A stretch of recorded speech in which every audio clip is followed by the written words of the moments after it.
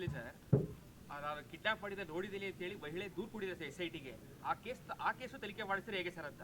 ಯಾರು ಸೌಜನ್ಯ ಇನ್ನೊಂದು ಲೇಡಿ ಅಪಹರಣ ಮಾಡಿದ ನೋಡಿದಿಲ್ಲ ಅಂತ ಹೇಳಿ 12 ವರ್ಷದಿಂದ ಲೆಟರ್ ಗಟ್ಟೆನ ಕಣ್ಣಾರೆ ನೋಡಿದಿಲ್ಲ ಅಂತ ಹೇಳಿ ಇವತ್ತು ನೆನ್ನೆ ಕಂಪ್ಲೇಂಟ್ ಕೊಟ್ಟಿದ್ದಾರೆ ಸರ್ SIT. ಆಯ್ತಪ್ಪ, ಕೋರ್ಟ್ನಲ್ಲಿ ಹೇಳ್ಬೇಕಾಗಿತ್ತಲ್ಲ. CBI ಮುಂದೆ ಯಾಕೆ ಹೇಳಲಿಲ್ಲ? CBI ಮುಂದೆ ಹೇಳ್ಬೇಕಾಗಿತ್ತಲ್ಲ ಏನಪ್ಪ. CBI ತನಿಖೆ ನಡೀತಲ್ವಾ, ಆಗ ಹೇಳ್ಬೇಕಾಗಿತ್ತಲ್ವಾ. 2 ವರ್ಷದಿಂದ ಒಡನಾಡಿದೆ ಸರ್. ಅದು ಕೇಳ್ರಿ, ಇಲ್ಲಿ ಹೇಳ್ಬೇಕಾಗಿತ್ತಲ್ವೇನ್ರಿ? ಸಾಕ್ಷ್ಯ ಗೊತ್ತಿದ್ದ ಮೇಲೆ ಸಾಕ್ಷ್ಯನ ಬಚ್ಚಿಡೋದು ಇದೆಯಲ್ಲ, ಅದು ಇಟ್ ಈಸ್ ಅನ್ ಅಫೆನ್ಸ್. ಸಾಕ್ಷ್ಯ ಗೊತ್ತಿದ್ದು ಕೂಡ, ಸತ್ಯ ಗೊತ್ತಿದ್ದು ಕೂಡ ಬಚ್ಚಿಡ್ತಕ್ಕಂಥದ್ದು ಇದೆಯಲ್ಲ, ಮುಚ್ಚಿಡ್ತಕ್ಕಂಥದ್ದು ಇದೆಯಲ್ಲ, ಅದು ಇಟ್ ಇಸ್ ಅನ್ ಅಫೆನ್ಸ್.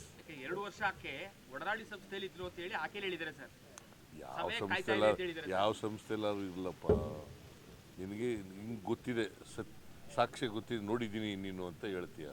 ನೀನು ನೋಡಿದ್ರ ಮೇಲೆ ಹೇಳ್ಬೇಕಾಗಿತ್ತಲ್ಲ CBI ಮುಂದೆ ಹೋಗಿ.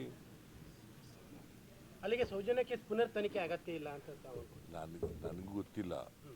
ಅವ್ರ ಅಗತ್ಯ ನಾನು ನೋಡಿಲ್ಲ, ಜಡ್ಜ್ಮೆಂಟ್ ಓದಿಲ್ಲ. ಅವರು ಅಗತ್ಯ ಇದ್ದರೆ ಹೋಗಲಿ ಕೋರ್ಟ್ಗೆ.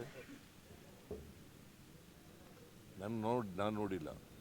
It is for the Soujanya mother to take a decision.